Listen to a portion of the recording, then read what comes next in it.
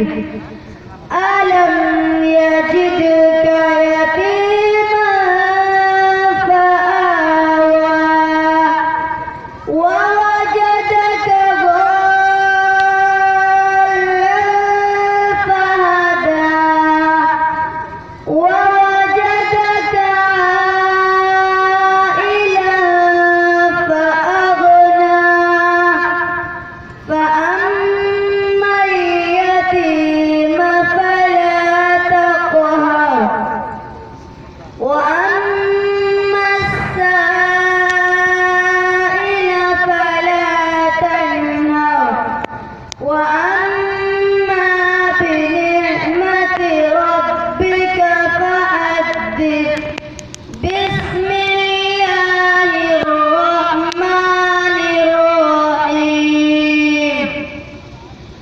قل هو الله أحد الله الصمد لم يلد الله